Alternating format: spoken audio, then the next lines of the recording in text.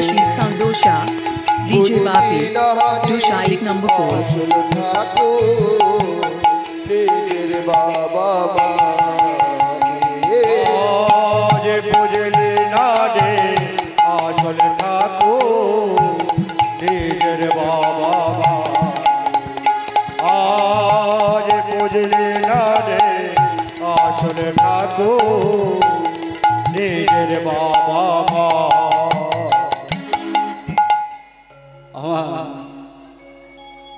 सेवा जदि करते हैं पूजा जदि दीते हैं घरेर जे दुटो आसल भगवान आछे ओई भगवान के आगे मा सेवा करते हैं किन्तु आमरा केमन कलिर पाषण्डी जीव आसल भगवान आसल जायगाटा आमरा फाँक रेखे दिচ্ছি কি বলুন তো ঘরের দুটো ভগবান যে দুটো ভগবান দেব দেবী আছে তারা সেবা পাচ্ছে না তারা পূজা পাচ্ছে না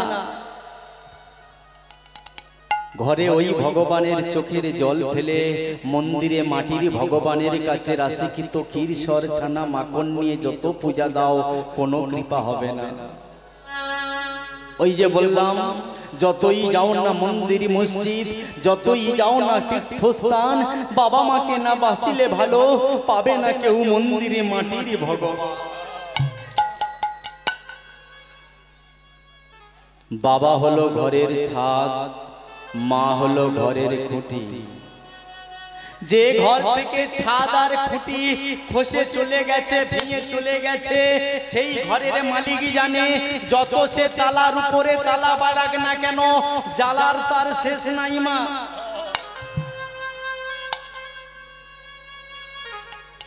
পিতা মাতা প্রথম গুরু কর্ণে শুনতে পায় মায়ের মতো গুরু আর ত্রিভুবনে কেহ নাই মা হলো পৃথিবীর সর্বশ্রেষ্ঠ গুরু প্রথম গুরু হলো আমার মা মায়ের পরের গুরু হলো শিক্ষা গুরু দীক্ষা গুরু অনেক গুরু আছে কিন্তু সন্তানের প্রথম স্কুল প্রথম পাঠশালা কোথায় মায়ের গর্ভ মায়ের গর্ভ যদি না ভালো হয় সেই মায়ের গর্ভে ভালো সন্তান হবে না মাটি যদি না খাঁটি হয় সেই মাটিতে ভালো ফসল হবে না মাটি অর্থাৎ মায়ের গর্ভ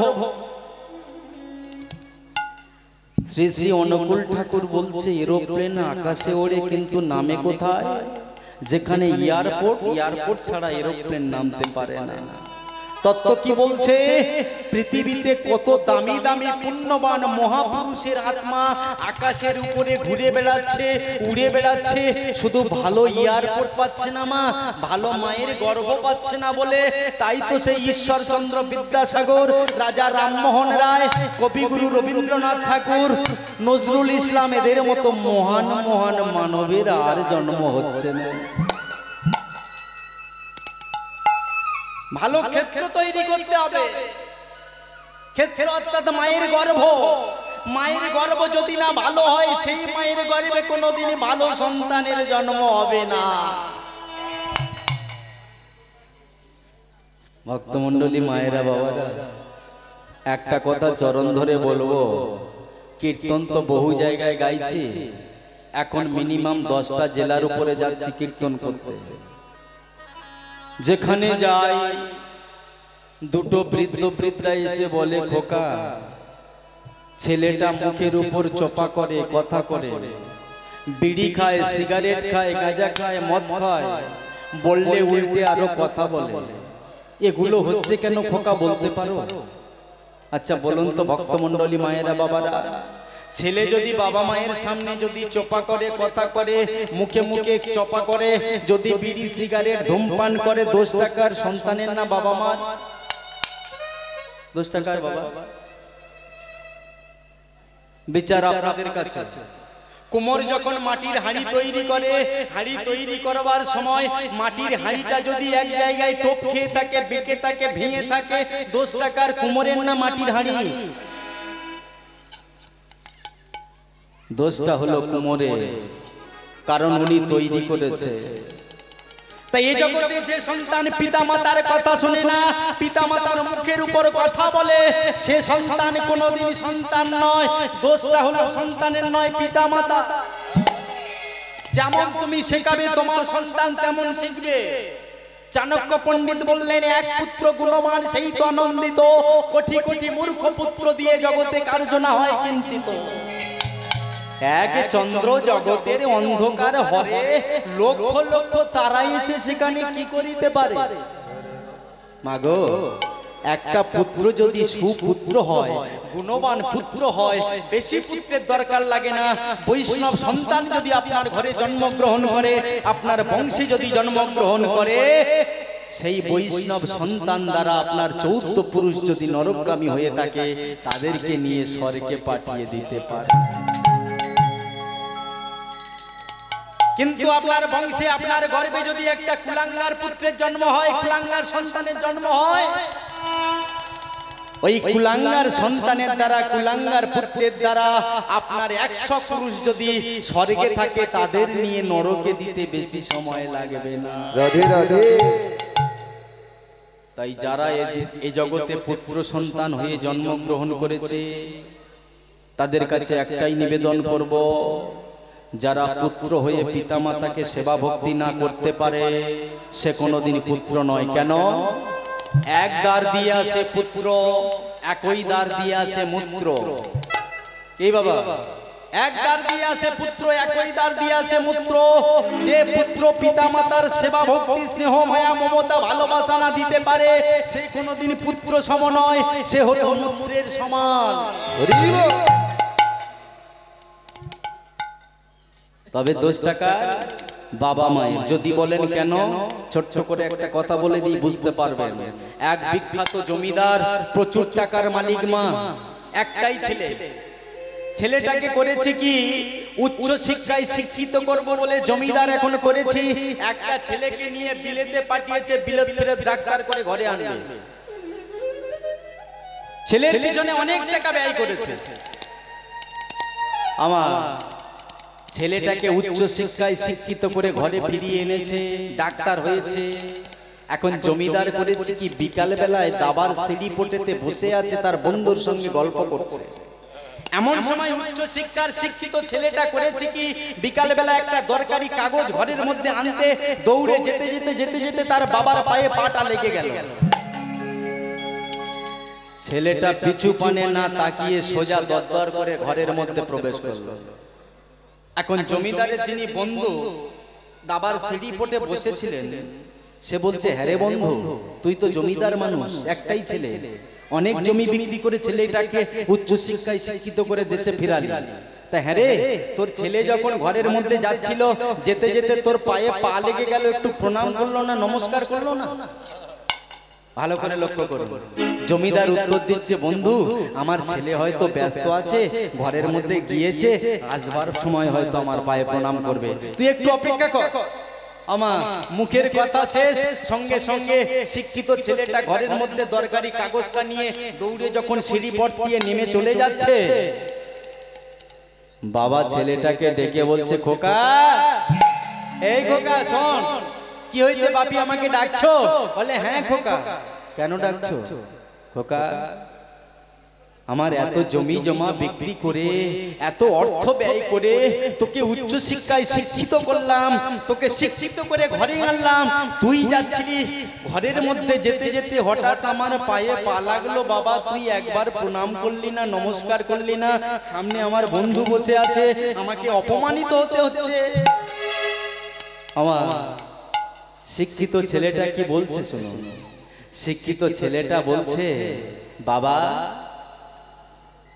গতকালকের তুমি যখন পাশের দাবায় যাচ্ছিলে, যেতে যেতে আমার ঠাকুরমার পায়ে তোমার পা লেগে গেল, কই তুমি আমার ঠাকুমার পায়ে গড় করলে না তো, প্রণাম করলে না তো? আমার ঠাকুরমার পায়ে যখন পা লাগলো, তুমি নমস্কার করলে না, প্রণাম করলে না? আর আমি তোমার ছেলে, শিখবো কোথায় থেকে? তোমার থেকে তো শিখবো। তোমার মায়ের পায়ে পা লাগলো, তুমি প্রণাম করলে না, নমস্কার করলে না, তাই তোমার পায়ে পা লেগেছে বলে আমি তোমাকে প্রণাম করলাম না, নমস্কার করলাম। রাধে রাধে। ভক্তমণ্ডলী, ভক্তিমতী মায়েরা, যে সন্তান পিতামাতাকে সেবা ভক্তি স্নেহ মায়া মমতা ভালোবাসা না দিতে পারে সে সন্তান মানুষের মধ্যে পড়ে না, সে পশুর মধ্যে পড়ে। তাই মহাজন বলছে পশু বৃত্তি মানব জাতি করেছে রে পালন, বল বুদ্ধি আর অজ্ঞানতার অন্ধকারে পরিপূর্ণ মন।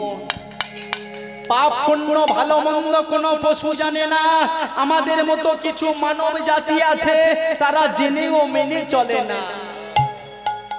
ইউনিভার্সিটির ডিগ্রি এদের আছে রে কত শত, বাড়িতে বৃদ্ধ পিতা মাতার দেয় না খেতে, কেমন মূর্খের মতো। রাধে রাধে। বাদরের আদর বেশি হচ্ছে সারাটা দেশে, পিতা মাতার সেবা ছেড়ে কিছু কিছু মানুষ আছে তারা কুকুর কিনে পোষে। ভদ্রবেশে ঘুরলে দেশে তাদের মানুষ বলে না, মানুষ হবে সেদিন যেদিন তার ভিতর থেকে জাগবে জ্ঞানের চেতনা।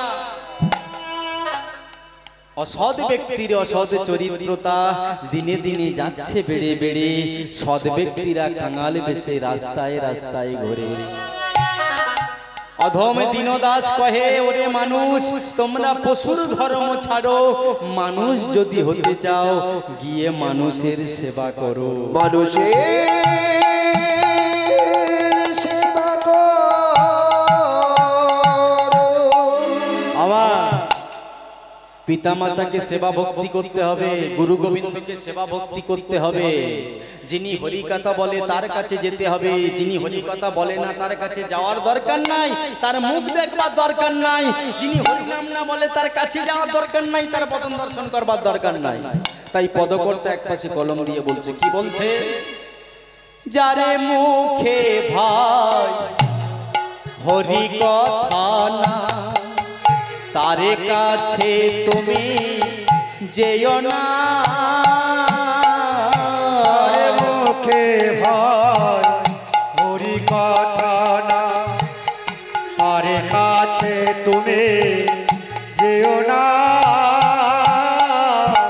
যারে মুখে ভাই হরিকথা না, তারে কাছে তুমি যেও না।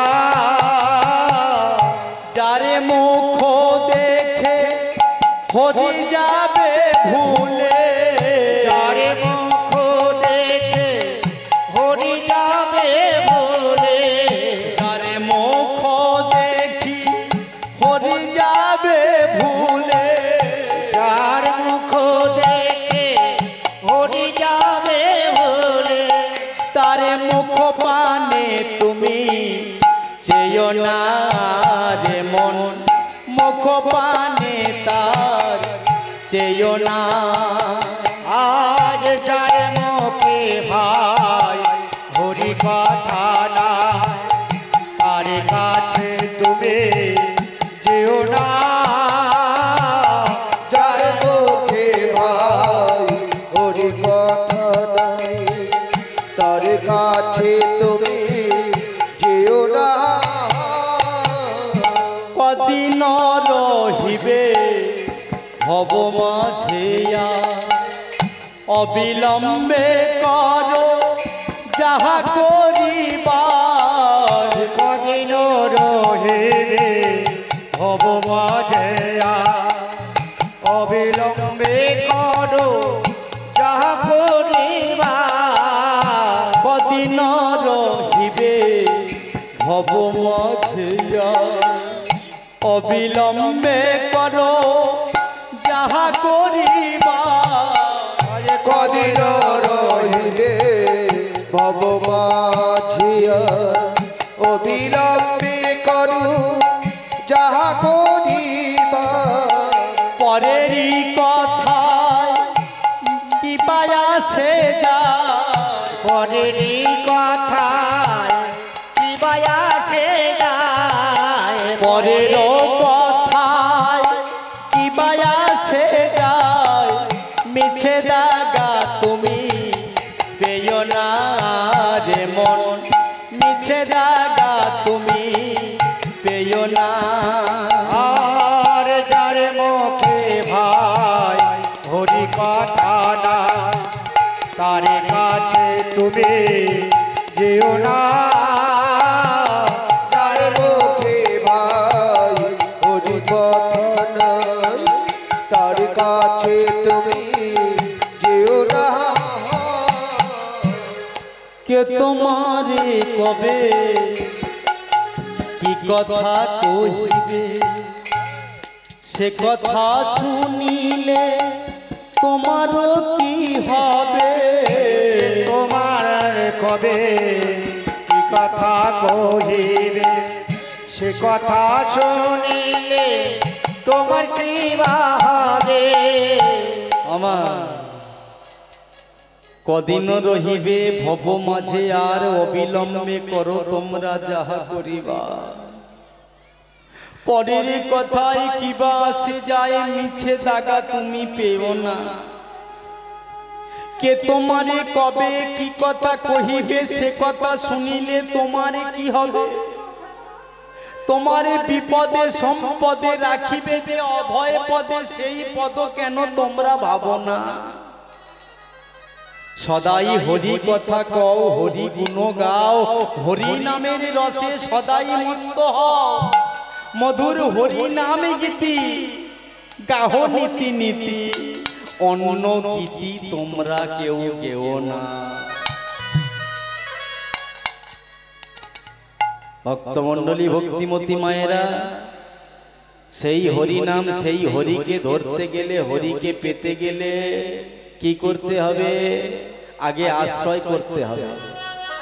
ভক্তমণ্ডলী মায়েরা, আপনাদের আশ্রয় হয়েছে বাবা? আশ্রয় হয়েছে? হয়েছে? আমার দাদাভাই বলছে হ্যাঁ আশ্রয় হয়েছে। মায়েদের আশ্রয় হয়েছে? হরি বল হরি বল। ভক্তমণ্ডলী বাবারা, আপনাদের আশ্রয় হয়েছে? আমি কিন্তু টাকা পয়সা, গাড়ি বাড়ি, কামিনী কাঞ্চন, অর্থ সম্পদ, সোনাদানা, গহনাগাটি, মণিমুক্তা, হীরা, এইসব বস্তু আশ্রয় করবার কথা বলিনি। কি আশ্রয় করবার কথা বলেছি বলুন তো? গুরু আশ্রয়। কেন আশ্রয় করব গুরু? গু শব্দের অন্ধকার, রু শব্দের আলো। যিনি আমাদের অন্ধকার থেকে আলোর পথ দেখায়, তিনি হলো আমাদের গুরুদেব। কিন্তু যার কাছে দেশলার কাঠি আছে, যার কাছে গ্যাস লাইটার আছে, যিনি আলো জ্বালতে পারে তার কাছে যেতে হবে। তারপরে অন্ধকার জীবন থেকে তিনি আমাদের আলো জ্বালাতে পারবে। না হলে যার কাছে দেশলার কাঠি নাই, গ্যাস লাইটার নাই, যে গুরুদেব ধার পের করে চালায়, তার কাছে গেলে কিন্তু আমাদের মানব জীবনের অন্ধকারটা দূর করতে পারবে না। তাহলে সদ্গুরুর কাছে যেতে হবে। ভালো করে বলুন তো, ভাবুন তো মায়েরা, যিনি বাংলার স্বামীজি বিবেকানন্দজি, তখনকার দিনের একটা গ্র্যাজুয়েশন পাস, গ্র্যাজুয়েট শিক্ষিত ছেলে, হাই পাই, তিনি কাকে গুরু রূপে বরণ করেছিল? শ্রী শ্রী ঠাকুর রামকৃষ্ণ পরমহংসদেবকে তিনি গুরু রূপে বেছে নিয়েছিলেন। যে ঠাকুর পরমহংসদেব জীবনে স্কুলের চৌকাঠ ডিমৌনি, সেই একটা মূর্খ মানুষকে তখনকার দিনের একটা গ্র্যাজুয়েট পাস ছেলে বিবেকানন্দজি, বাংলার স্বামীজি, তাকে গুরুদেব রূপে গ্রহণ করেছিলেন।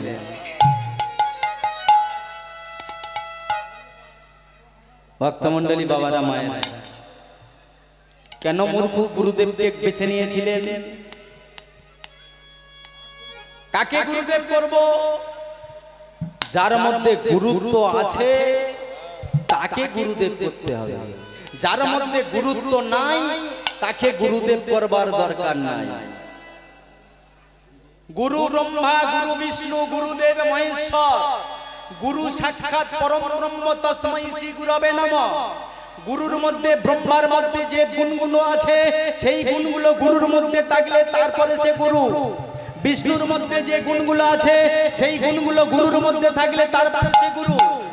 মহেশ্বরের মধ্যে যে গুণগুলো আছে, গুরুর মধ্যে থাকলে তারপর তিনিই গুরু। বাবা, গুরু দীক্ষা নিলাম, নিলে হবে না। গুরুকে যাচাই করুন, পরীক্ষা করুন, দেখুন তিনি প্রকৃত গুরু হওয়ার যোগ্যতা অর্জন করেছে কিনা। তিনি কাঁচা গুরু কি পাকা গুরু, একবার পরীক্ষা করে দেখুন, তারপর তো তাকে গুরু দীক্ষা নেবেন। একটা কথা মাথায় রাখবেন, গুরুদেবকে কিভাবে পরীক্ষা করবেন তিনি প্রকৃত গুরু কিনা? আস্তে ভক্তমণ্ডলী মায়েরা বাবা, গুরুদেবের চরণে যাবেন, গুরুদেবের চরণটা বক্ষ মাঝে জড়িয়ে ধরে বলবেন, গুরুদেব আপনি তো আমার গুরুদেব আর আমি আপনার শিষ্য, অতএব এই দেহ মন জীবন যৌবন সবই তোমার চরণে অর্পণ করব। আমি তোমার ছেলে, তুমি আমার বাবা। তাহলে গুরুদেব আমার প্রশ্নের একটা উত্তর দিতে হবে। কি? যদি তিনি পাকা গুরু হয় আপনার প্রশ্নের উত্তর দেবে, যদি কাঁচা গুরু হয় তাহলে তার মধ্যে উত্তর খুঁজে পাবেন না। কি প্রশ্ন করবেন? হে গুরুদেব, আপনার চরণে আমার নিবেদন। কি নিবেদন?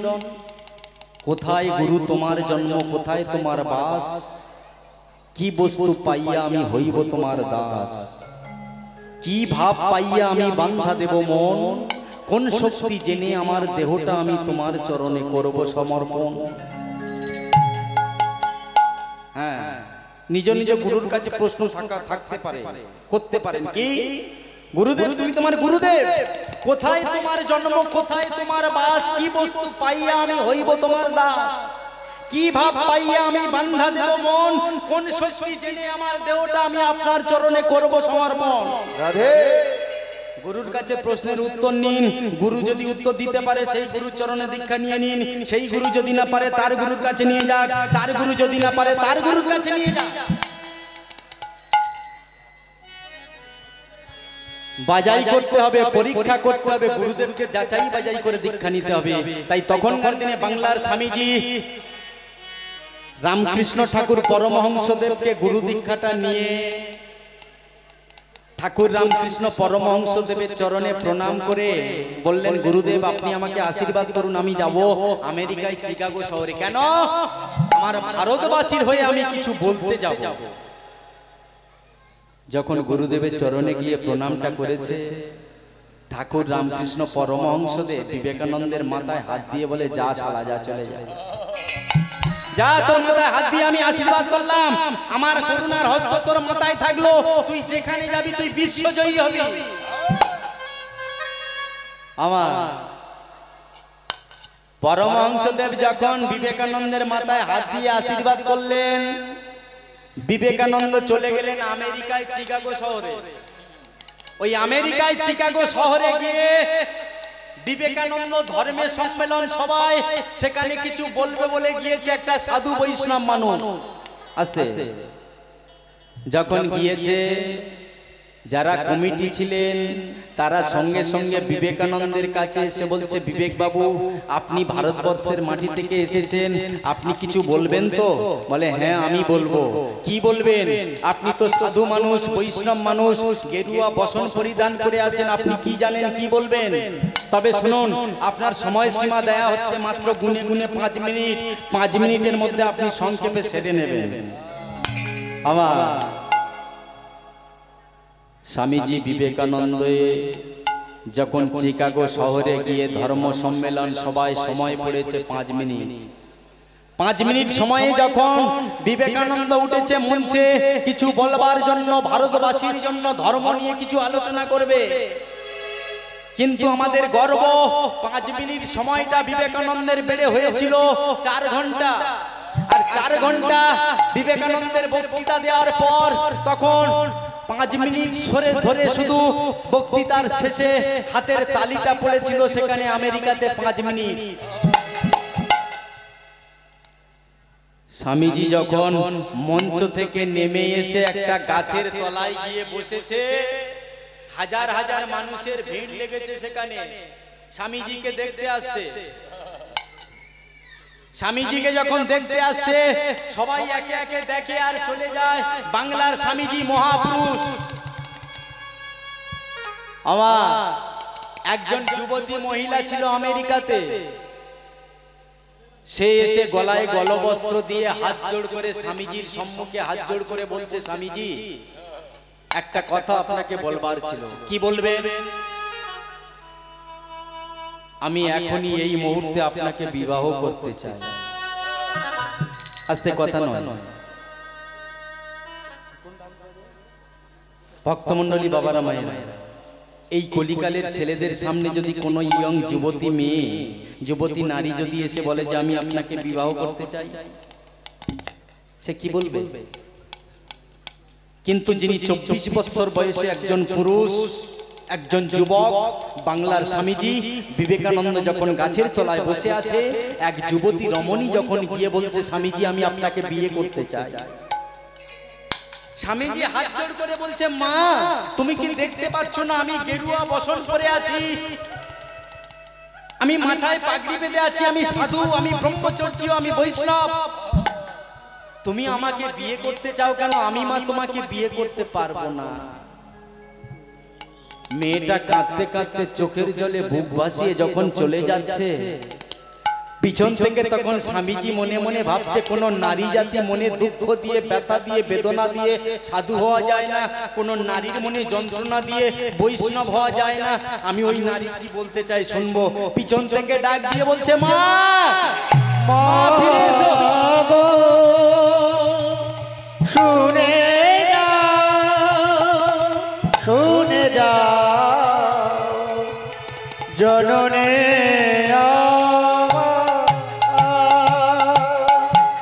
মা তুমি ফিরে যেও না, তুমি চলে এসো, তোমার কথা আমি শুনতে চাই। স্বামীজির কণ্ঠস্বর কানে পাওয়া মাত্র যুবতী রমণী আর স্থির না থাকতে পেরে পিছু পালিয়ে এসে বলছে, আমাকে ডাকছেন আপনি? বলে, হ্যাঁ মা আমি তো আপনাকে ডাকছি। কেন ডাকছেন? আচ্ছা মা, আমেরিকাতে তো অনেক ধনী ব্যক্তি আছে, কোটিপতি আছে, অনেক শিক্ষিত মানুষ আছে, অনেক দামি ঘরের ছেলে আছে। এত দামি দামি ঘরের ছেলে, শিক্ষিত ছেলে থাকতে আমি ভারতের মাটি থেকে এসেছি, সাধু মানুষ, বৈষ্ণব মানুষ, গেরুয়া বসন পরিধান করে আছি, তুমি আমাকে বিয়ে করতে চাও কেন? সেই যুবতী রমণী বলছে, আমি কেন তোমাকে বিয়ে করতে চাই জানো? কেন মা? শোনো, তোমাকে বিয়ে করলে তোমার ঔরসে আমার গর্ভে একটা যে সন্তান আসবে, সেই সন্তানটা যদি রাস্তা দিয়ে হেঁটে যায় সবাই আঙুল তুলে বলবে ওটা বিবেকানন্দের সন্তান, তখন গর্ভে আমার বুকটা ভরে যাবে। তাই জন্য আমি আপনাকে বিয়ে করতে চাই।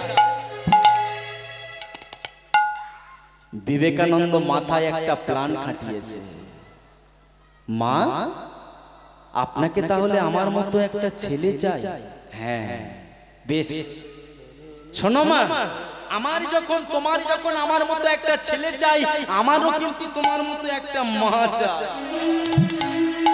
অতএব আজকের থেকে বেশি বিলম্ব না করে আজ থেকে আমি তোমার ছেলে হয়ে গেলাম আর তুমি আমার মা হয়ে যাও। মাটা কে? ছেলেটা হলো বাংলার স্বামীজি বিবেকানন্দ, মাটাকে ভগিনী নিবেদিতা। ছেলেটা যখন ওই জাহাজে উঠে চলে আসছে ভারতবর্ষের দিকে রওনা দেবে, মা ভগিনী নিবেদিতা হাতটা বাড়িয়ে দিয়েছে, খোকা তুই কি জানিস না ছেলে যেখানে থাকবে মায়ের স্থান সেখানে, মা যেখানে থাকবে ছেলের স্থান সেখানে, তুই চলে যাচ্ছিস তোর ভারতবর্ষের মাটিতে, তুই আমাকে সঙ্গে নিয়ে যাবি না? আমার হাতটা ধরে মাকে জাহাজে তুলে নিয়েছে। মাকে বলছে, মা তুমি জানো আমার ভারতবর্ষী খুব কুট মনের মানুষ, তোমার যে যুবতী বয়স আমার যুবক বয়স, এই অবস্থায় যদি আমরা ভারতের মাটিতে যাই ওরা তাহলে তোমার নামে আমার নামে অনেক ক্রিটিসাইজ কথা বলবে মা। অতএব মা তুমি একটু সামলে নিও। ভগিনী নিবেদিতা কানটা বাড়িয়ে দিয়েছে বিবেকানন্দের দিকে, ওরে বিবেক, ওরে খোকা, একবার তুই আমার কানে সেই মন্ত্রটা দিয়ে দে। তুই যখন আমার কানে মন্ত্র দিয়ে দিবি তুই হবি আমার গুরুদেব, আমি আজ থেকে হব তোর শিষ্যা। গুরুদেব আর শিষ্যা হয়ে থাকলে আমাদের কেউ কিছু বলতে পারবে না। আর তুই কি ভাবছিস খোকা, তোর ভারতবর্ষের লোকের সম্বন্ধে আমি কিছু জানি না? অনেক কিছু পড়েছি, অনেক কিছু জানি। কি জানো মা একটু বলবে? ভগিনী নিবেদিতা বলছে, শোন খোকা, ভারতের লোকের সম্বন্ধে আমি এই জেনেছি, ভারতবর্ষে একজনের জন্ম হয়েছে যার নাম গৌতম বুদ্ধ, গাছের তলায় যার জন্ম।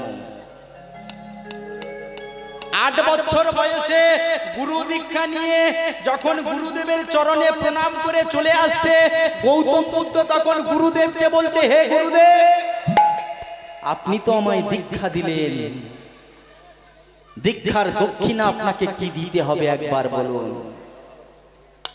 গুরুদেব বলছে, বুদ্ধ দক্ষিণা স্বরূপ আমি তোকে, তোর কাছে যা চাইবো তুই দিতে পারবি? হ্যাঁ গুরুদেব। কি চাও বলো? শোন বুদ্ধ, এই পৃথিবীতে তোর প্রিয় মানুষ যারা আছে তার কাছে গিয়ে, সবচেয়ে প্রিয় মানুষের কাছে গিয়ে এক মুষ্টি চাউল ভিক্ষা এনে আমায় দিতে পারবি? পারবো গুরুদেব। আচ্ছা বলুন তো ভক্তমণ্ডলী, মায়েরা, বাবারা, পৃথিবীর মধ্যে একটা 8 বছরের ছেলের সবচেয়ে প্রিয় মানুষ তার কাছে কে হতে পারে? একটা 8 বছর ছেলের কাছে প্রিয় মানুষ কে হতে পারে? তার বাবা আর মা। 8 বছরের ছেলেটা গুরুদেবকে ভিক্ষা দেবে বলে কোথায় ভিক্ষা করতে গিয়েছে? প্রিয় মানুষ বাবার মায়ের কাছে সন্ধ্যাবেলা গিয়ে দরজায় দাঁড়িয়ে বলছে, আঁচলটা পেতে বলছে, ভিক্ষাং দেহি জননী। বুদ্ধদেবের পিতার নাম ছিল সত্যধন, মায়ের নাম ছিল রানী মায়া। মার বাবা ঘরের বাইরে এসে দেখছে তাদের একমাত্র পুত্র সিদ্ধার্থ দাঁড়িয়ে আছে। যখন আঁচল পেতে ভিক্ষাটা চাইছে, মা মায়া তখন বলছে, খোকা তুই যে আমাদের ছেলে সিদ্ধার্থ, তুই আমাদের ছেলে, এই পৃথিবীতে টাকা পয়সা, গাড়ি বাড়ি, জমি জমা, ব্যাংক ব্যালেন্স যা আছে সবই তো তোর, সবই তো তুই ভোগ করবি। তুই কেন এসে বাবা মায়ের কাছে ভিক্ষা চাইছিস খোকা? মা শোনো মা, তোমাদের ব্যাংক ব্যালেন্স, টাকা পয়সা, অর্থ সম্পদ যে ছেলেটা ভোগ করবার জন্য এসেছিল তার নাম সিদ্ধার্থ।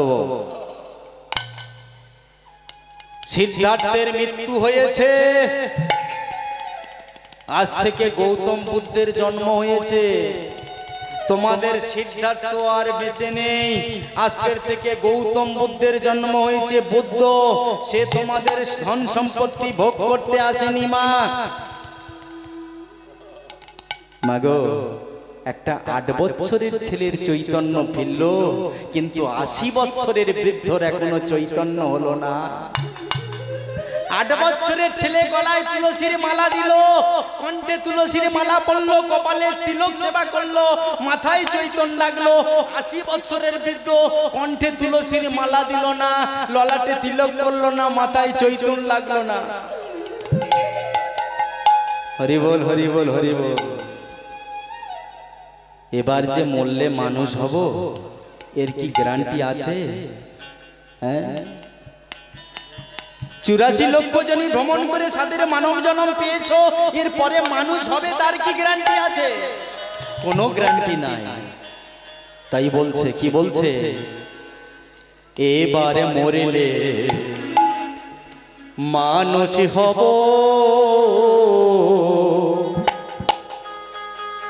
সে ভরসা নাই। এবার মরলে মানুষ হব, সে ভাবনা আমি এবার মরলে মানুষ হব, সে ভরসা নাই। ওরে মানুষ নামে মুখোশ পরে, আজ মানুষ নামে মুখোশ পরে, আমরা মানুষ নামে মুখোশ পরে, কো ভাবনায় দিন কাটা। এবার মরলে মানুষ হব, সে ভাবনা এবার মরলে মানুষ হব,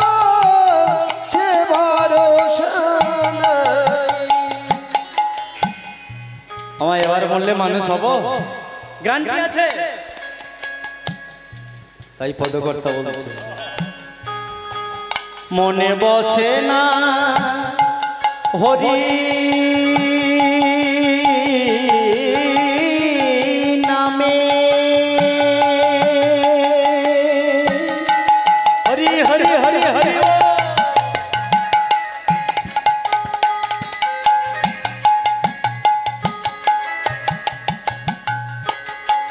সদাই মত থাকি কামে,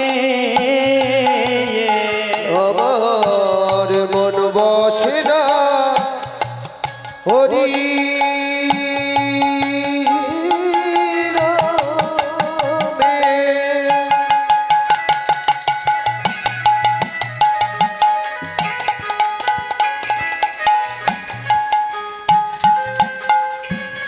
সদা মত থাকি কামে, মনে বসে না হরি নামে সদাই মত থাকি কামে। আবার কি হবে তো পরিণামে, আজ কি হবে তোর পরিণামে, কি হবে তোর পরিণামে। সাধুর চরণ ধর ভাই, এবার মরলে মানুষ হব সে ভাবনা নাই। এবার মরলে মানুষ হব সে ভরসা নাই। মুখে তোমার মিষ্টি কথা অন্তরে ভরা বিষ, এই কথাটা কেউ না জানো জানে প্রাণের জগতি। মুখে তোমার মিষ্টি কথা অন্তর ধরাবি, এই কথাটা কেউ না জানে জানে প্রাণের জগতে। যেদিন শেষে বিচারে মঞ্চে উঠে হরি বল,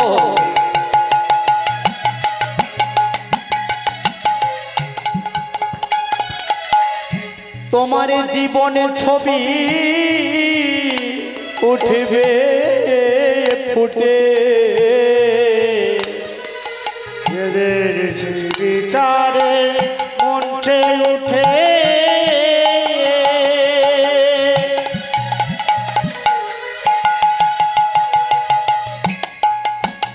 মোনা মাহা হরি হরি হরি হরি হরি বল। ওরে ওরে পাগল মোনা মায়া, যে সেই বিচারের মঞ্চে উঠে ও তোর জীবন তোরে উড়বে ফুটে।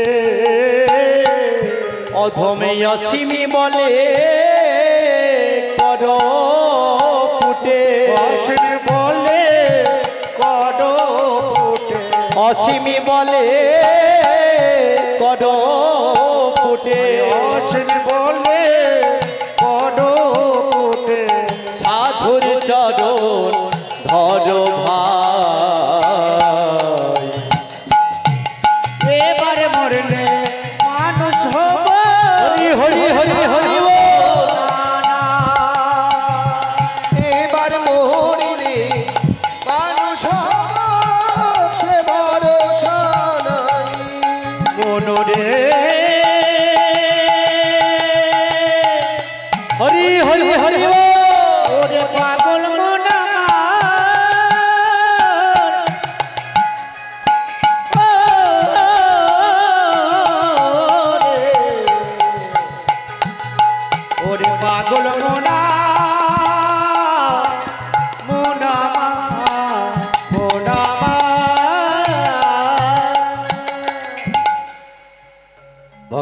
ভক্তমণ্ডলী ভক্তিমতী মায়েরা, সব সময়ের জন্য একটা কথা মনে রাখবে, সময় চলে গেলে কিন্তু সাধন ভজন আর হবে না। সময় যদি অতিবাহিত হয়ে চলে যায় আর হবে না গোবিন্দ ভজন। তাই একটা কথা আপনাদের চরণ ধরে নিবেদন করব মায়েরা, যে যেখানে থাকেন না কেন, যে যেখানে যে অবস্থায় থাকেন না কেন, একটাই পথ, একটাই পন্থা, একটাই রাস্তা, আমরা সবাই একে অপরের হাত ধরে চলবো, একসঙ্গে গাথা আমরা সবাই চলবো।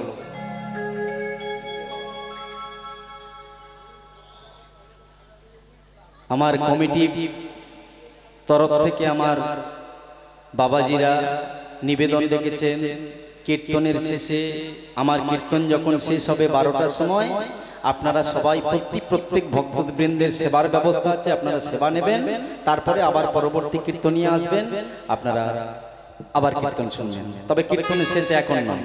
রাধে রাধে।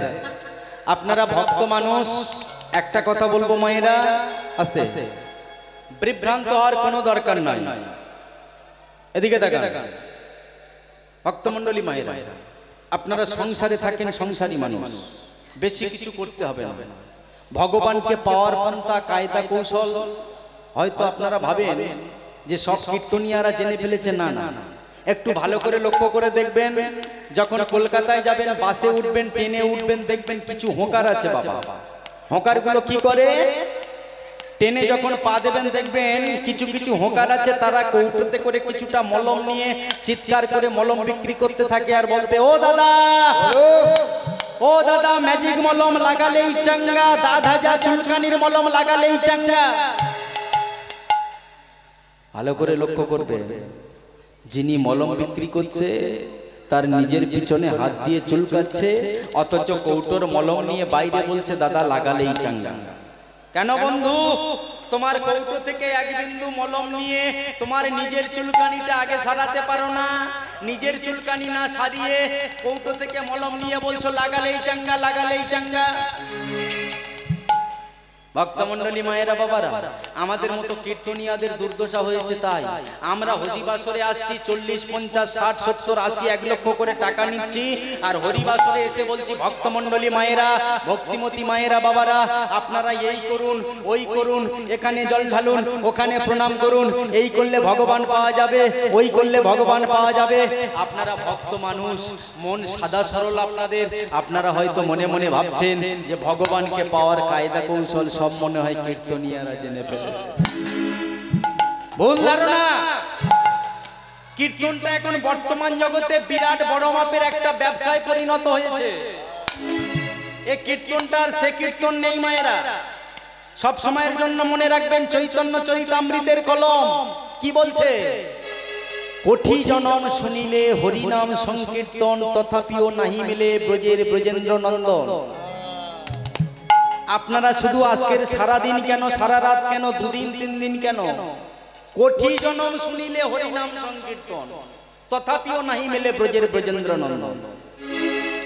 তাহলে বাবা 1-2 ঘন্টার জন্য হরিতলায় বসে বসে হরিনাম শুনে আমরা ভগবানের কৃপা পেয়ে যাব? না না, কোটি জনম।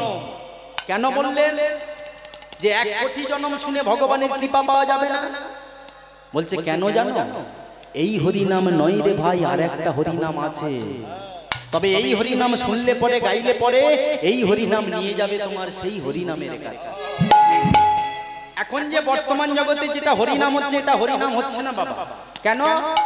আপনারা হয়তো মনে মনে ভাবছেন আমরা সারা গ্রামে কমিটি বৃন্দ সবাই একত্রিত হয়ে সারাটি বছরের গুচ্ছিত সম্পদ একত্রিত করে এত সুন্দর একটা হরিসভার আয়োজন করেছি। জেনারেটর এসছে, মাইক এসছে, প্যান্ডেল এসছে, ভক্তবৃন্দ এসেছে, আমরা এসেছি, কীর্তন হচ্ছে, তবু কীর্তন হচ্ছে না। না, কেন কীর্তন হয় না? আস্তে আস্তে ভালো করে ভাববেন কথাগুলো। 550 বছর পূর্বে যিনি নদিয়ার চাঁদ গৌর হরি, সেই ভগবান এসে নদিয়ার মাটিতে কলির জীবের হাতে ধরে, পায়ে ধরে, যেচে শোধে যে হরিনামটাকে ফ্রিতে বিনামূল্যে বিতরণ করে গেল। শুধু তাই নয়, ভক্তের চরণ ধুলায় গড়াগড়ি দিয়ে নিজে ভক্ত হয়ে হরিনাম বিতরণ করলো। রাধে রাধে। আচ্ছা বাবা, হরিনামে কি কাজ হবে বলুন তো? এখন একটা মাঠে যিনি জন্মজুরি খাচ্ছে, লোক খাচ্ছে, তার রস কত? 500 টাকা। যিনি জোগাড়ে রাজমিস্ত্রি কাজ করছে 500-600, যিনি দিন মজুরি রিক্সা চালাচ্ছে, ভ্যান চালাচ্ছে 500-600 টাকা রোজগার করছে, তাই না? ভালো করে ভাবুন তো, আমার মতো একটা মস্তান হরিবাসরে আসবে, 3 ঘন্টা কীর্তন করবে, 3 ঘন্টা কীর্তন করে যদি 50,000 টাকা নিয়ে যায়, বলুন তো সেই কীর্তনে শুনে আপনাদের কি কাজ হবে? না, 550 বছর পূর্বে চৈতন্য মহাপ্রভু যে হরিনামটাকে জীবের হাতে ধরে পায়ে ধরে যেতে সেতে ধুলায় গড়াগড়ি দিয়ে দিল ফ্রিতে, সেই হরিনামটার মূল্য আজকে 50-60 টাকা হয়ে গেছে। বলুন তো সেই হরিনামে কোনো কাজ হবে না? তাই চৈতন্য চরিতামৃতের কলম, এই হরিনাম নয় রে ভাই, আর একটা হরিনাম আছে, এই হরিনাম নিয়ে যাবে তোমার সেই হরিনামের কাছে। সেই হরিনামে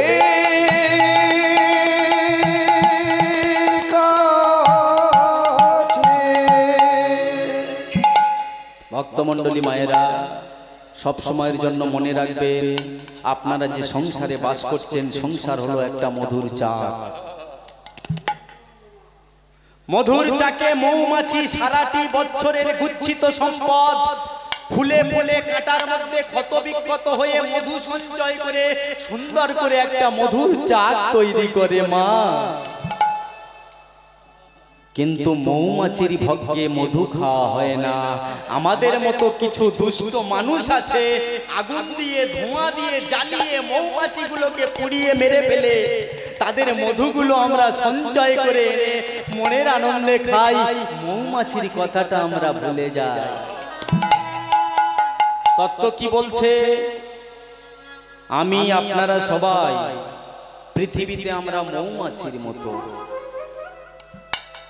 সংসারের জন্য সারাটা দিন খেটে খেটে, দিন মজুরি খেটে, ঘাম ঝরিয়ে দিয়ে সংসারে অর্থ উপার্জন করে দিচ্ছি, তাই সংসার আমাদের ভালোবাসছে। বাবা বলছে, মা বলছে, দাদু বলছে, দিদা বলছে। একবার ভেবে দেখেছেন, যখন তোমার মাটির শরীরটা জলায় জলাজীর্ণ হয়ে যাবে, কেউ একবার ভুলেও বলবে না বাবা তুমি কেমন আছো, মা তুমি কি খাচ্ছ, তুমি কি করছো, কেউ বলবে না।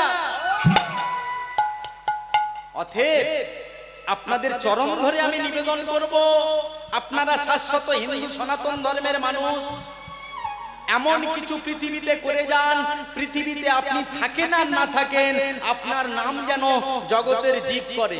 কি করতে হবে শুনে রাখুন। যেদিন প্রথম তুমি এসেছিলে ভবে, সেদিন তুমি কেঁদেছিলে, তোমার দেখে জগতে হেসেছিল সবে। কিন্তু এমন জীবন তুমি পৃথিবীতে করিবে ধারণ, মরণে হাসিবে দেখে, মরণে হাসিবে তুমি, তোমার দেখে কাঁদিবে গোটা বিশ্ব ভুবন। তারপরে তো ধন্য হবে এই মনুষ্য জনম। একবার ভাবিয়া দেখো গো হরলে এ জনম, আর পাওয়া যাবে না। মোরে কি মানুষ হবি রে মনুয়া,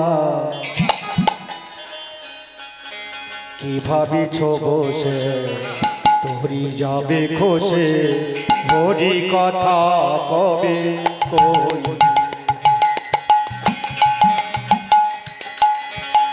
ভাবিয়া দেখো হারালে জীবন, ভাবিয়া দেখো হারালে জীবন, ওরে কি মানুষ হবি মনুয়া।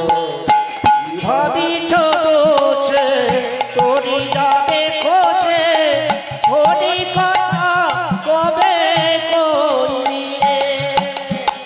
কি ভাবিছ বসে তোরি যাবে খসে, মোহরে মানুষার হবে মনুয়া রে হরি হরি হরি হরি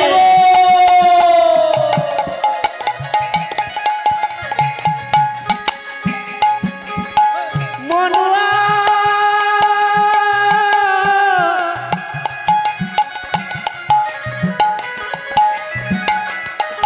মনুয়া রে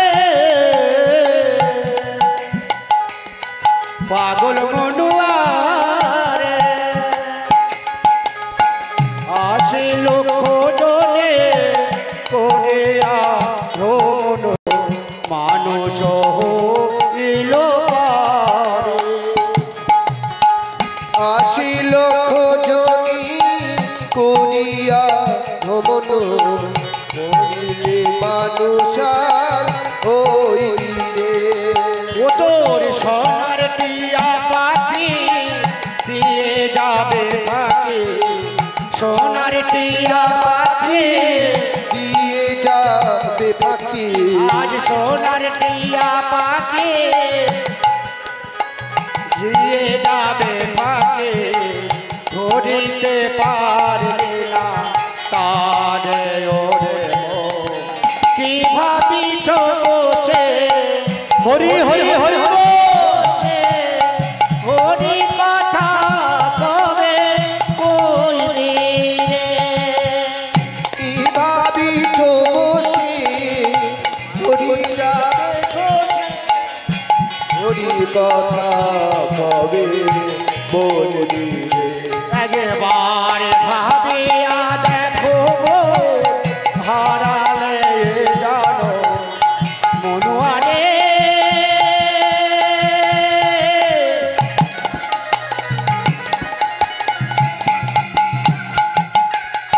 মনুয়া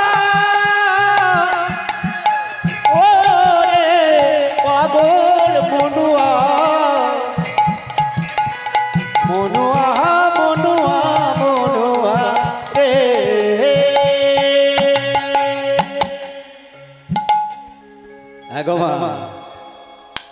সত্যি আমরা 80 লক্ষ জনই ভ্রমণ করে সাধের মানব জন্ম পেয়েছি।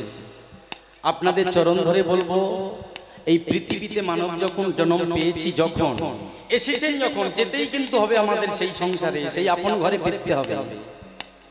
তবে ফেরার আগে একটা কথা মায়েরা কান খুলে মাথায় শুনে রাখবেন, এমন কিছু কর্ম পৃথিবীর বুকে আপনি করে যাবেন, আপনি জগৎ ছেড়ে চলে যাবেন, জগতের জীব যেন আপনার নামটা করে। কি কর্ম করতে হবে? যেমন কর্ম ছিল, মানুষ তো ছিল তারা, বিবেকানন্দ, শ্রী শ্রী ঠাকুর রামকৃষ্ণ পরমহংসদেব, ঈশ্বরচন্দ্র বিদ্যাসাগর, রাজা রামমোহন রায়, কবিগুরু নজরুল ইসলাম, তারা তো মানুষ ছিলেন। বলুন না, তারা জগৎ ছেড়ে কবে চলে গেছেন, কিন্তু জগতের জীব আজকে তাদের নাম করছে, তাদের নাম ইতিহাসের পাতায় স্বর্ণাক্ষরে আজকে লেখা আছে। এক কাজ করবেন, কি কাজ করবেন? আমরা হিন্দু শাশ্বত সনাতন ধর্মের মানুষ, আপনাদের চরণ ধরে বলবো মায়েরা, আমরা একসঙ্গে মিলে চলব। লক্ষ্য করবেন, মুসলমান ধর্মে যান, কোন মুসলমান ধর্মে কোন মুসলমান পাড়ার মধ্যে গিয়ে একটা মুসলমান ছেলেকে আপনি ছোট্ট করে চড় বসিয়ে দেবেন, সঙ্গে সঙ্গে দেখবেন হাজার হাজার মুসলমান ভাই সেখানে জোগাড় হয়ে যাচ্ছে, একত্রিত হয়ে যাচ্ছে। রাধে রাধে।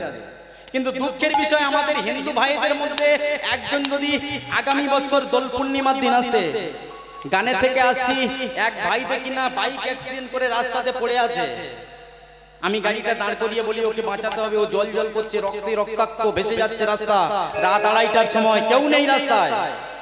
আমি গাড়িটা দাঁড় করিয়ে ওকে প্রাণপণ চেষ্টায় বাঁচানোর চেষ্টা করছি, হাতের গলায় দেখি তুলসীর মালা, হাতে আছে তার কত সুন্দর একটা লাল ডোর। আমি বলি আমার হিন্দু ভাইকে বাঁচাতে হবে, এর মুখে জল দিতে হবে। আমার স্টাফেরা সবাই বলছে, আমার গাড়ির ড্রাইভার বলছে, না দাদা তুমি ভুল করো না, তুমি এখানে দাঁড়িয়ে না, তুমি যদি দাঁড়াও ওর মুখে যদি জল দিয়ে বাঁচাতে যাও তুমি ফেঁসে যাবে, পুলিশ আসবে, গ্রামের লোকজন এসে তোমাকে পিটবে। হোক আমাকে পিটুক, আমাকে শাস্তি দিক, আমাকে আঘাত দিক, ও আমার হিন্দু ভাই, ওর মুখে জল দিতে হবে। সে বাইকের মধ্যে চাপা পড়ে শুধু বলছে জল জল, রক্তে ভেসে যাচ্ছে, বন্যা বয়ে যাচ্ছে। গাড়িটা দাঁড় করিয়ে গাড়ির মধ্যে থেকে ছোট্ট একটা জলের বোতল ছিল, জলের বোতলটা নিয়ে তার বদনে দিচ্ছি, সে টাউ টাউ করে সেই জলগুলো সব ভক্ষণ করছে। ভাই তোমার কোথাও আঘাত হয়েছে, তোমার ব্যথা লেগেছে? দেখতে পাচ্ছ না দাদা, আমার সব ভেঙে গেছে, কুচে গেছে, আমার কিছু নেই, রক্তে নদী নালা হয়ে যাচ্ছে। বাইকটা তুলে যখন ওর বাইকের তলা থেকে বের করে আনছি, সামনে এক গাড়ি পুলিশ এসে, এই তোমরা কে, তোমরা কে? সঙ্গে সঙ্গে আমাদের গাড়িটাকে বন্দি করে আমাদের সবাইকে হাত বন্ধন করে অ্যারেস্ট করে গাড়িতে তুলছে। যার মুখে জল দিলাম আমাদের হিন্দু ঘরের ছেলে, হিন্দু সন্তান, সে বলছে সাহেব, কাঁপতে কাঁপতে বলছে ওনাদের কোনো দোষ নেই, ওনাদের ধরবেন না, সব দোষ ওনা আমার। ওনারা এসে আমাকে বাঁচাতে এসেছিল, আমাকে মারতে এসেননি। ওনাদেরকে ছেড়ে দিন, ওনারা কীর্তনে যাবে। আমার মৃত্যু থেকে আমার মুখে জল দিয়ে বাঁচিয়েছে। পুলিশের বড় সাহেব তিনি সঙ্গে সঙ্গে হাতের লকআপগুলো আমাদের খুলে বললেন, আপনারা চলে যান, আপনাদের মধ্যে একজন আসুন, ওর সঙ্গে থানায় নিয়ে যেতে হবে, ওকে নিয়ে যেতে হবে ডাক্তারখানায়, চিকিৎসা করতে হবে। মানুষ হয়ে যদি না মানুষের পাশে দাঁড়াতে পারলাম, সে মানুষের কি কাজ? তাই একটা কথা বলবো মায়েরা, যেখানে 50টা মুসলিম বাড়ি থাকে সেখানে রাতারাতি একটা মসজিদ তৈরি হয়ে যায়, যেখানে 500 হিন্দু বাড়ি থাকে সেখানে মন্দির তৈরি হতে অনেক দেরি হয়ে যায়। এর চেয়ে লজ্জার বিষয় কি আছে? তাই অতএব আপনাদের চরণ ধরে বলবো ভক্তমণ্ডলী, ভক্তিমতী মায়েরা, আপনারা যখন এখানে এসেছেন, এই যে হরিসভা আমার পিছাখালীর কমিটি, আমি আগামী বছর আসি আর না আসি, এই হরিসভায় আমি আপনাদের চরণ ধরে বলবো, আপনারা পারলে 1 জন 2 জন 3 জন মিলে এই কমিটির সঙ্গে যোগাযোগ করে প্রতি বৎসর নেয় এই হরিবাসরে একটা করে কীর্তনের দল দান করুন। দেখবেন পৃথিবীতে আপনি থাকেন আর না থাকেন, আপনার ওই যে অর্থ, আপনার ওই যে সম্পদ কৃষ্ণ সেবায় লেগে গেল। এই যে আমার মায়েরা এদিকে বসে আছেন, মা ঠাকুরুন, এখন বর্তমানে আমার মায়েরা আমি জানি লক্ষ্মীর ভান্ডারে 1000-1200 করে টাকা পায়। বলুন তো 10 জন মা যদি একসঙ্গে একত্রিত হয়ে একটা করে মাসের টাকা যদি আপনারা ছেড়ে দেন, 10 জন 12 জন মা যদি একসঙ্গে 1 মাসের করে অর্থ দিয়ে দেন, বরাদ্দ করে দেন 10 থেকে 12,000 টাকা, কত কীর্তনিয়া সেখানে হরিবাসর হবে, গাইবে, আপনার নামটা পৃথিবীতে থেকে যাবে। দান করতে হবে। আর একটা কথা বলে যাই মায়েরা, শুধু তাই নয়, আমার বৃদ্ধ ঠাকুমা মনে মনে ভাবছে, খোকা আমার তো টাকা নেই, আমার তো অর্থ নেই, তাহলে আমি কি দিতে পারবো না? হ্যাঁ মা দেবে। আপনাদের চরণ ধরে বলবো, যেখানে হরিনাম হচ্ছে, হরিনাম কমিটির কাছে গিয়ে 10টা টাকা দিতে পারে। যেখানে মন্দির তৈরি হচ্ছে, হরিবাসর তৈরি হচ্ছে, 10টা টাকার একটা ইট নিয়ে আপনি ওখানে গেড়ে দিতে পারেন। দেখবেন পৃথিবীতে আপনি থাকেন আর না থাকেন, সেদিন দেখবেন আপনার 10টা টাকা, আপনার 10টা টাকার একটা ইট, আপনার কীর্তনের দল, আপনার হরিনামের দল, আপনি পৃথিবী থেকে চলে যাবেন, পরের জন্মে ভগবান আপনাকে সুদে আসলে ডবল করে ফেরত দিয়ে দেবে। কর্ম করতে হবে মা, এলাম আর চলে গেলাম হবে না। তাই পদকর্তা লীলার এক পাশে দাঁড়িয়ে বলছে, কি বলছে? অমন কি লাগিয়া আইলে ভবে রে মন, কি লাগিয়া আইলে ভবে, মন কি লাগিয়া আইলে ভবে রে মন, কি লাগিয়া আইলে ভবে, এমন জনমে হরিনা ভজিলে, এমন জনমে হরিনা ভজিলে, এমন জনমে হরিনা ভজিলে, এমন জনমে হরিনা ভজিলে, কেমনে তরিবে ভবে রে মন, কেমনে তরিবে ভবে। আজ এমন জনমে হরিনা ভজিলে, এমন জনমে হরিনা ভজিলে, কেমন তোরে ভবে রে মন, কেমন তোরে ভবে। আমার একটা কথা বলবো, কি লাগি আইলে তুমি ভবে, এমন জনমে হরিনা ভজিলে কেমনে তরিবে ভবে।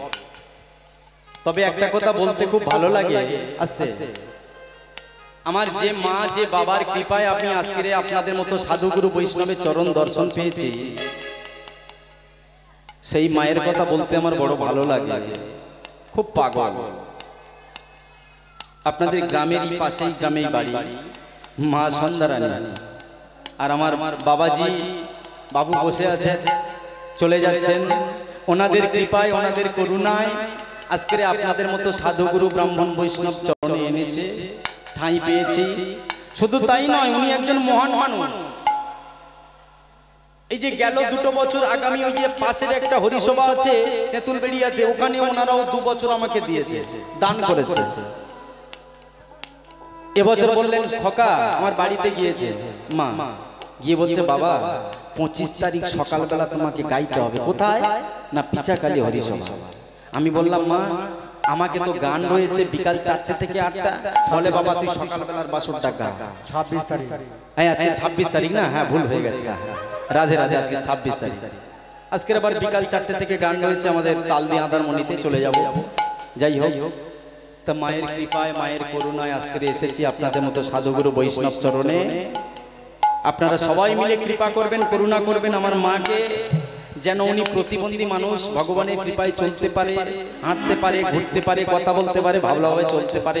কেন কৃষ্ণ সেবায় উনি লেগে গেছে। হরি বল হরি বল। যাই হোক, আমার মায়েদের কাছে একটা নিবেদন, যাওয়ার সময় আমি বলবো মায়েরা কান খুলে শুনে রাখুন, আপনারা সংসারী মানুষ, ভগবানকে দিনে বেশিবার ডাকবার দরকার নাই। সংসারে মেতে থাকেন তো, শুনে রাখুন।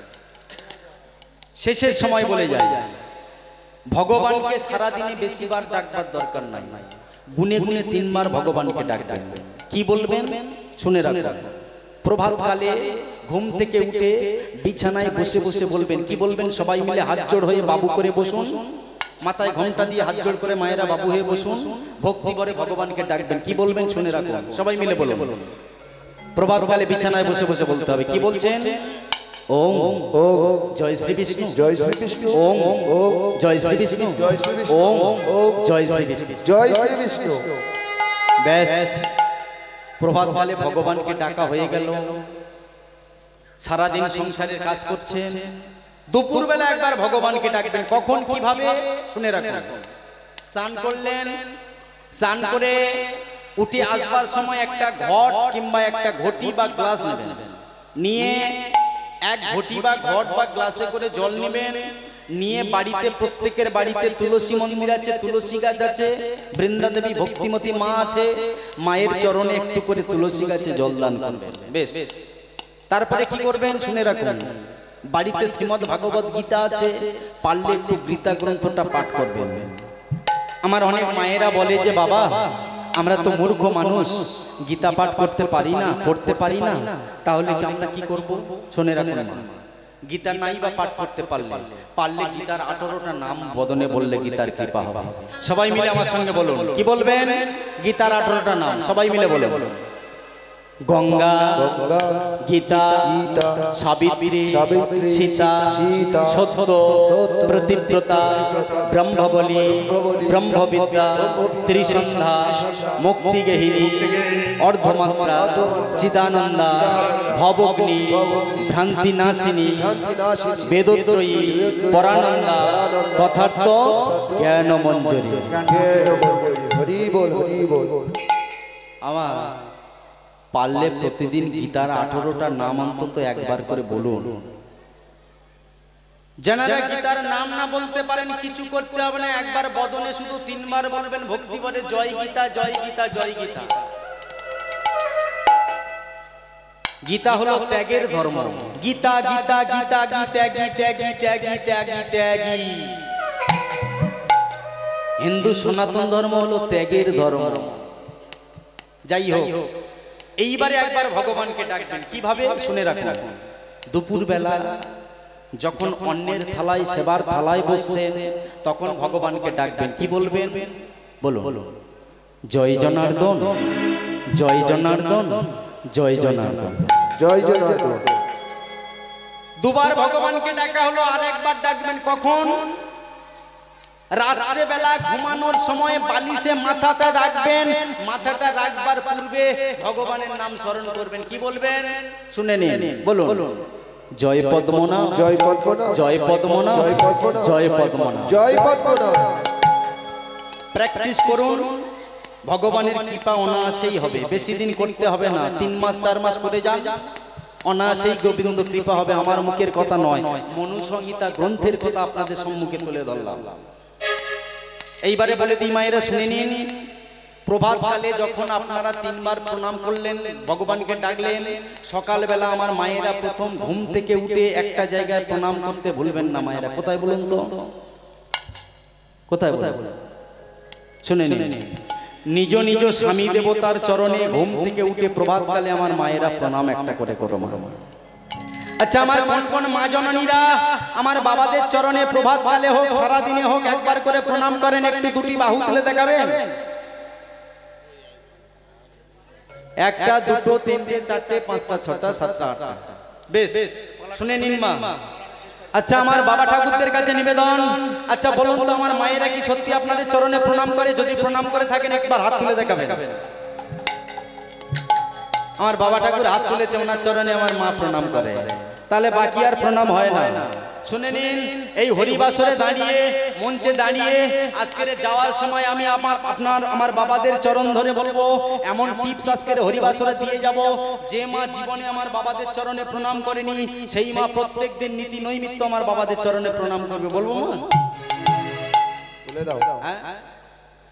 শুনে রাখুন, যে বাবা, যে মায়েরা আমার বাবাদের চরণে প্রণাম করে না, বাবা ঠাকুরদের চরণটা আমি হৃদয়ে ধারণ করে বলবো, বাবা ঠাকুর আমার কথা মাথায় রেখে একবার আমার কীর্তন শেষে যখন আপনি ঘরে যাবেন, ঘরে গিয়ে রাত্রে ঘুমাতে যাবেন, ঘুমাতে যাওয়ার সময় আমার কথাটা একটু প্র্যাকটিস করবেন। কি করবেন? যে মা জীবনে আপনার চরণে প্রণাম করেনি, আমার কথাটা শুনে আপনি ঘরে ঘুমানোর আগে যে মা আপনার চরণে প্রণাম করেনি ওই মায়ের চরণটা ধরে ষষ্ঠাঙ্গে মাতৃজ্ঞানে আপনি প্রথম প্রণামটা করে নিন।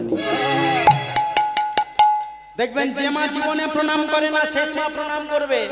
কেন বলুন তো? একটা ছোট্ট চুটকিতে একটা শ্লোকে গল্পেতে ছিল, দাদা দেয় একবার, বৌদি দেয় বারবার। বলুন তো মায়েরা, দাদা বিয়ের সময় বৌদির কপালে কি দিয়েছিল? সিঁদুর দিয়েছিল, তাই তো? বেশ, দাদা কি আজ সিঁদুর পরিয়ে দেয়?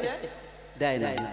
তাই আমার দাদা ভাই আমার বাবাদের চরণ ধরে বলবো, আমার মায়েদের চরণটা একবার মাতৃজ্ঞানে পূজা করে ষষ্ঠাঙ্গে মায়ের চরণটা বক্ষ মাঝে ধরে একবার প্রণাম করুন। ওই মা প্রতিদিন নীতি নৈমিত্য আপনাদের চরণ ধরে প্রণাম করবে। আমার মুখের কথা নয়, আমার নিজের প্র্যাকটিস। আমি আমার বউয়ের চরণে প্রণাম করি মাতৃজ্ঞানে। কেন প্রণাম করব? শুনে রাখুন, নারী জাতি ত্রিলোকের শক্তির মূলাধার, কত দেব দেবতা মুনি ঋষি গিয়ে নারীর পায়ে মানে হাত। নারী দুর্গা, নারী কালী, নারী শক্তি হয় ভূপালী, নারীর পায়ে দেয় অঞ্জলি স্বয়ং কৃষ্ণ মূলাধার। নারী আমার হয়ে বক্র, মাথায় ঘুরবে কালের চক্র, চক্রধারীর পক্ষে চক্র হাতে রাখা ভার। নারী শয়নে কামিনী, ভোজনে জননী, সোহাগে রমণী, চলনে ভগিনী। নারী হাসায় কাঁদায় পাগল করায়, নারী যদি ইচ্ছা করে পুরুষকে নিয়ে গোবিন্দ চরণে পাঠিয়ে দিতে পারে, নারী যদি ইচ্ছা করে পুরুষকে নিয়ে নরকে পাঠিয়ে দিতে পারে। শুধু তাই নয়, নারী ছিল বেহুলা সতী, অনুসুয়া, মালাবতী, জীবন দিয়ে বাঁচায় পতি, শাস্ত্রের প্রমাণ দেয়।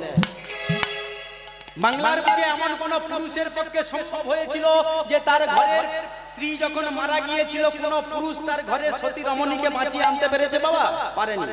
কে বাঁচিয়ে এনেছে?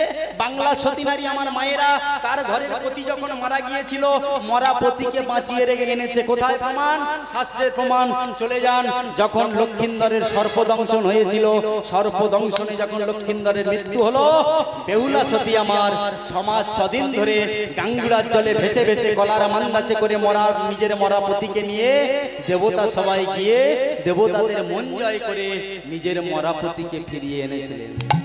শুধু তাই নয়, সত্যবানের যখন মৃত্যু দংশন হয়েছিল সর্পদংশনে, জমের মুখে ছাই দিয়ে সাবিত্রী নিজের মরাপতিকে ফিরিয়ে এনেছিলেন। তাহলে নারীর ভূমিকা কোথায় নেই? শুধু তাই নয়, আজকের ভোলানাথ মহেশ্বর দেখুন, ভগবান শ্রীকৃষ্ণ দেখুন, একটা নারী রাধারানীর চরণ তল ধরে শয়ন করে আছে। ভোলানাথ মহেশ্বর বলছে, তুমি ভগবান হেড ডিপার্টমেন্ট কৃষ্ণ, তুমি যদি রাধার চরণ তল ধরে শুয়ে থাকো, আমিও দেবের দেব মহাদেব ভোলানাথ মহেশ্বর, আমি বউটাকে নিয়ে বুকের উপর জগৎকে শিক্ষা দেব গো জগৎ। একা একা নাই হবে রস আস্বাদন, এক রস আস্বাদন হেতু দুই দেহ ধারণ। ভক্তমণ্ডলী, ভক্তিমতী মায়েরা, বাবারা, মায়েদের কাছে নিবেদন, আপনারা এই যে হরিনামে এসেছেন একা একা হবে না। হরিনাম শুনতে এলে আমার বাবাদের সঙ্গে আনতে হবে, বাবাদের নিয়ে বাবার বাম দিকে বসে যুগল ভাবে রস আস্বাদন করতে হবে, তারপর গোবিন্দের কৃপা হবে। একা একা হবে না। ছবিগুলো লক্ষ্য করুন, যেখানে আছে লক্ষ্মী তার পাশে সীতা, যেখানে রাম তার পাশে সীতা, লক্ষ্মীর পাশে আছে নারায়ণ, যেখানে ভোলানাথ মহেশ্বর তার পাশে আছে দুর্গা, যেখানে যুগবদা শ্রী শ্রী ঠাকুর রামকৃষ্ণ পরমহংসদেব তার পাশে আছে শারদা। ব্রহ্মার পাশে কে আছে মা? ব্রহ্মার পাশে কে আছে? ব্রহ্মার স্ত্রীর নাম কি? আর মায়েরা মনে মনে ভাবছে যে তোমরা যেমন মুখস্থ করে রাখো, মনে রাখো, আমরা কি আর অত রাখি? হ্যাঁ গো মা, আমাদের মনে রাখতে হবে না। মনে রাখলে আমাদের ব্যবসা, কীর্তনের ব্যবসা চলবে না। চলবে বলুন না, একটা দোকানে যদি না মাল থাকে তাহলে খরিদ্দার যাবে? দুদিন পরে দোকানে ঝাঁপ পড়ে যাবে, বন্ধ হয়ে যাবে। তদ্রূপ ভগবান ক্ষিতি অতেজ মরুদ্গম পঞ্চভূত দিয়ে আমাদের দেহ দোকান তৈরি করে দিয়েছে। এই দোকানে যদি না কিছু থাকে তাহলে আপনারা ডাকবেন না, দুদিন পরে আমার ব্যবসাও মরে যাবে। যাই হোক, ব্রহ্মা স্ত্রীর নাম হলো চতুর্মুখ, ব্রহ্মা স্ত্রীর নাম হলো কি? সাবিত্রী।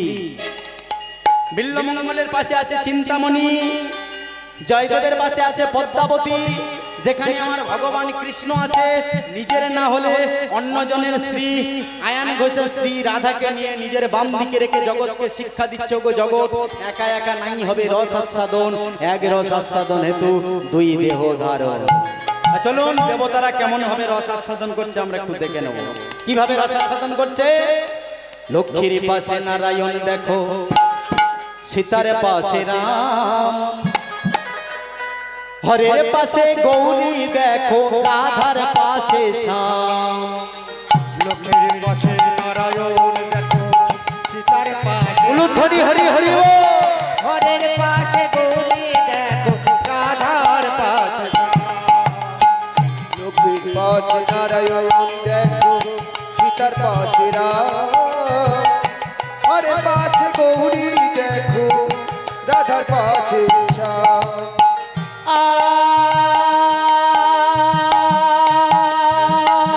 আরে ব্রহ্মার পাশে সাবিত্রী দেখো, সচিল দেবেরা,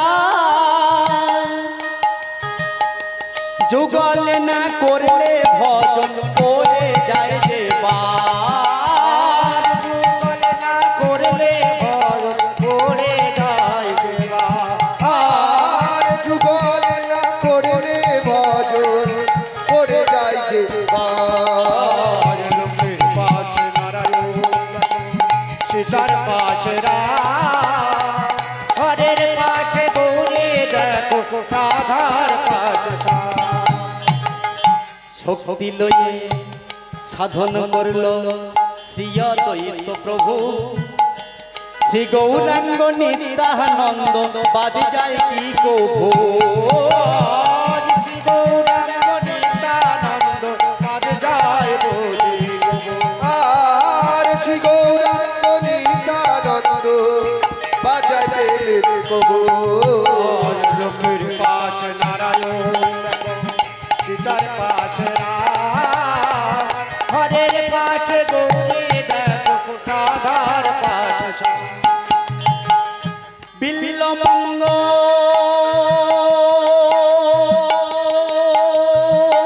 বিল্বমঙ্গল চিন্তামণি,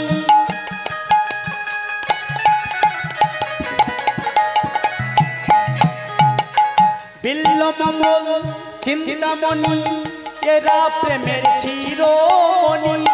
এক মরণে অন্যের মরণ আমরা কজন জানি, আর এক মরণে অন্যের মরণ আমরা কজন জানি। আগে মরণের অন্যের মরণ আমরা কজন জানি। আর লক্ষ্মীর পাশে নারায়ণ দেখো, সীতার পাশে রাম, হরের পাশে গৌরী দেখো, রাধার পাশে শ্যাম। আমায় একা একা হবে না, রস আস্বাদন করতে গেলে নারী আর পুরুষের দরকার। দেহের তত্ত্ব জানলে আগে মন, তারপরে তুই করিবি হরি সাধন। আস্তে আস্তে দেহের তত্ত্ব জানলে আগে মন, তারপরে তুই করিবি হরি সাধন। তোর এই 3.5 দেহ ঘরের খবর না রেখে মন্দিরে গিয়ে শুধু ভগবান ভগবান ভগবান করলে ভগবান পাওয়া যাবে না বাবা। এই দেহ ঘরের মধ্যে খবর রাখতে হবে। যাই হোক, সময় চলিয়া যায়, নদীর স্রোতের প্রায় ঘড়ির কাঁটা বেজে বলে ঠিক ঠিক ঠিক, যে না জলে তার মানব জীবনের শত। যেখানে যাচ্ছিলাম রেখে এসেছি, মনে নেই, ভুলে গেছি, চলে যান, সেখানে চলে যাই। কোথায়? হ্যাঁ, আমার বাবাজি ঠিক বলেছে, কোথায় থেকে কোথায় ঘুরে চলে এলাম সে ভুলেই গেছে। রাধে রাধে, মনে মনে দিয়েছে। যাই হোক, ব্রহ্মা কি হলো না, গোধনগুলো চুরি করে নিয়ে পাহাড়ের গহ্বরের মধ্যে লুকিয়ে রেখে দিয়েছে মা। আর ভগবান কি করলো? কৃষ্ণ ওই গোধনগুলো কি করলো, আর দ্বাদশ রাখাল কি করলো? আবার সৃষ্টি করলো। ব্রহ্মা আবার চুরি করে নিয়ে রেখে দিল। একবার নয়, দুইবার নয়, 8 বার আমার ভগবান সৃষ্টি করলো, আর ব্রহ্মা 8 বার চুরি করে নিয়ে পাহাড়ের গহ্বরে রেখে দিয়েছে। কিন্তু বাবা 9 বারের বেলা ভগবান সৃষ্টি করলো বটে, কিন্তু ব্রহ্মার সেই গোধনগুলো নিয়ে রাখবার জায়গা পেল না।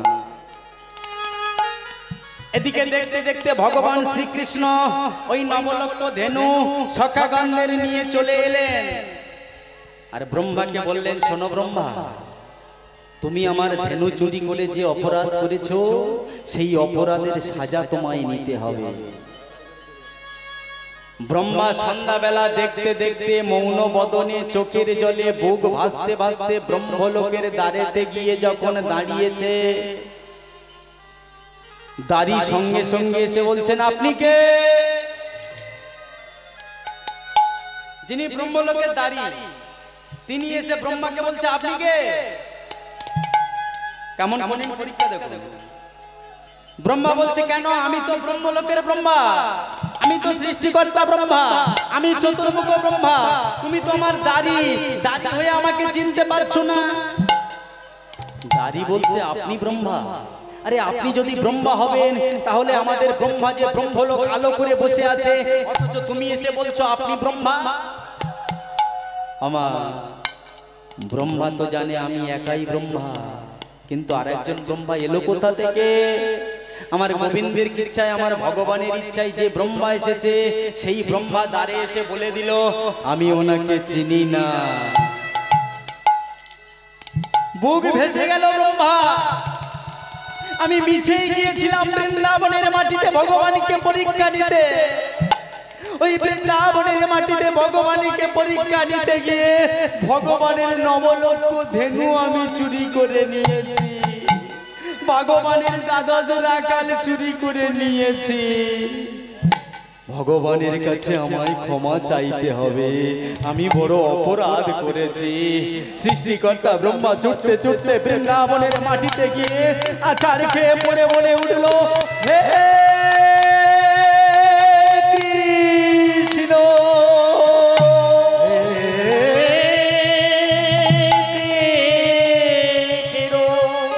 করুণা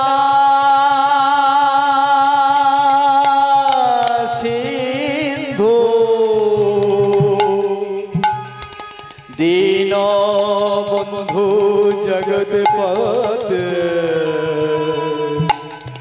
গোপেশা গোপিকা কান্ত রাধাকান্ত নমস্তুতে।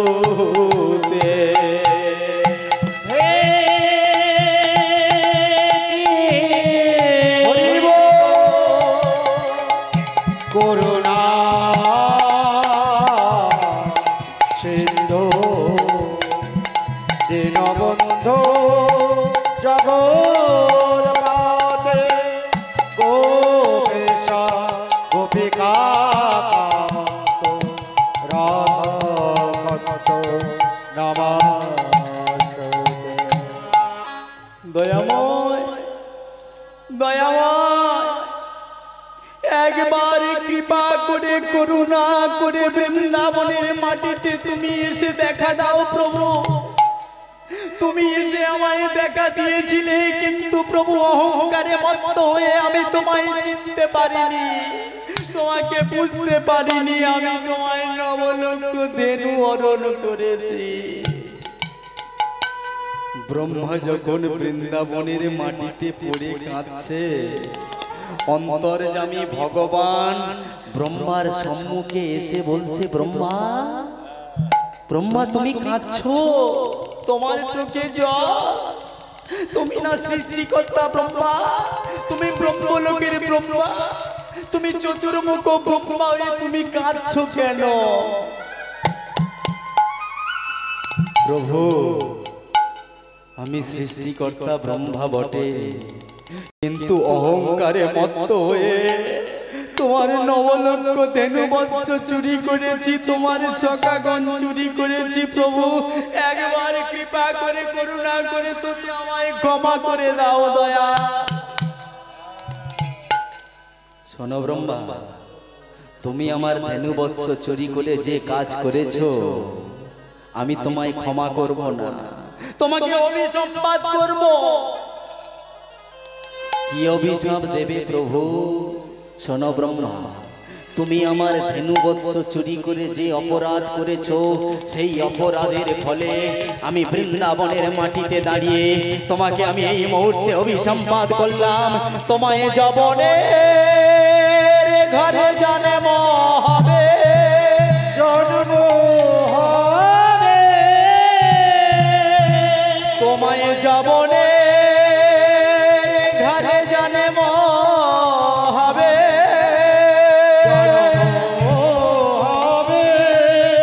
তোমায় যবনের ঘরে জন্ম হবে। বলো না, বলো না, হরি হরি হরি হরি হরি প্রভু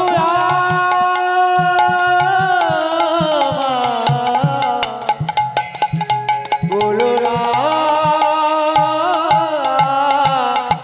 প্রভু। দয়াময়, এ কি বললে তুমি, এ কি করলে তুমি? তোমার চরণে শরণ নিয়ে, গোবিন্দ চরণে শরণ নিয়ে আমি যাব যবনের ঘরে, আমি যাব মুসলমানের ঘরে, আমি যাব মুসলিম কুলে। শোনো প্রভু, জন্মেই শুধু মানুষের পরিচয় নয়, মানুষের আসল পরিচয় হলো তার কর্ম। জন্ম হোক যথা তথা, যদি তার কর্ম ভালো থাকে, জন্ম তোমার যে কুলে হোক না কেন, তোমার মধ্যে যদি কৃষ্ণ ভক্তি প্রেম থাকে। রামকৃষ্ণ পরমহংস দেবের জন্ম হয়েছিল কোথায়? 19 সালে। যীশু খ্রিস্টের জন্ম হয়েছিল কোথায়? ভেড়া সালে। শুধু তাই নয়, বুদ্ধদেবের জন্ম হয়েছিল রাস্তার ধারে গাছের তলায়, নিমাইয়ের জন্ম হয়েছিল নিম গাছের তলায়। জন্মগুলো এদের কোথায় আর কর্মগুলো কি বাবা? জন্ম হবে যথা তথা, যদি তোমার কর্ম ভালো থাকে, তোমার মধ্যে যদি কৃষ্ণ প্রেম ভক্তি যদি থাকে, তারপরে তোমার কৃপা হবে, করুণা হবে। ভক্তমণ্ডলী, ভক্তিমতী মায়েরা, সময় চলিয়া যায় নদীর স্রোতের প্রায়, ঘড়ির কাঁটা বেজে বলে টিক টিক টিক। যে না চলে তার মানব জীবনের শতধি। দেখতে দেখতে আমার সময়টা মা অতিবাহিত হয়ে চলে গেছে। আপনাদের চরণে নিবেদন করব, যদি এই হরিবাসরে জানতে অজান্তে আপনাদের ঘরের ছেলে হিরণময় যদি আপনাদের আতল ডাঙ্গা চরণে কোনো আঘাত দিয়ে থাকে, ব্যথা দিয়ে থাকে, নিজ গুণে নিজ ঘরের সন্তান ভেবে, ভাই ভেবে, বন্ধু ভেবে আমাকে ক্ষমা করবেন, আমার অপরাধ মার্জনা চরণে রাখবেন। আর একটা কথা বলবো, যদি আমার কীর্তন গান আপনাদের কিঞ্চিত ভালো লেগে থাকে, প্রচারের জন্য ভিজিটিং কার্ড পাওয়া যাচ্ছে, আপনারা নিতে পারেন। তবে কিন্তু আমি বাবা সেই 30, 35, 40-এর মাল নয়, আমি একদম তলার ক্ষুদ্র জিনিস। হরিবল হরিবল। যদি বলেন যে ক্ষুদ্র মানে কি, ক্ষুদ্র বলে তাহলে তোমার কীর্তন হয় না? হয় বাবা, যা হয় ফাঁক পাই। রাধে রাধে, আপনাদের কৃপা। হরি বল হরি বল। চলছে, টানা চলছে, 15 দিন 20 দিন করে চলছে, দুপালি করে গান চলছে। কাল দুপালি, আজ দুপালি, তারপরে দুপালি করে গান হচ্ছে, এক পালি করে চলবে মোটামুটি। তবে আপনাদের চরণে ভক্ত কৃপা, বড় কৃপা। আপনারা ভক্ত মানুষ, কৃপা করবেন, করুণা করবেন। ভক্ত কৃপা হলে ভগবানের কৃপা আমার মাথায় বর্ষিত হয়ে যাবে। রাধে রাধে, প্রেম সে আপনারা ভালো থাকেন, সুস্থ থাকেন। আর কমিটির অনুরোধ, আপনারা কীর্তন শেষে গিয়ে সবাই প্রসাদ নেবেন, প্রসাদের ব্যবস্থা আছে। প্রসাদ সেবা নেওয়া হয়ে গেলে আপনারা আবার হরিবাসরে বসে আবার কৃষ্ণ নাম আস্বাদন করবেন। প্রেম সে নিতাই গৌর কৃষ্ণ হরি হরি মাধুরী, এইখানে রহিল আমার লীলার মাধুরী, আমার লীলার মাধুরী আবার চার বদনে প্রেমানন্দে বলুন হরি হরি চার বদনে প্রেমানন্দে বলুন হরি হরি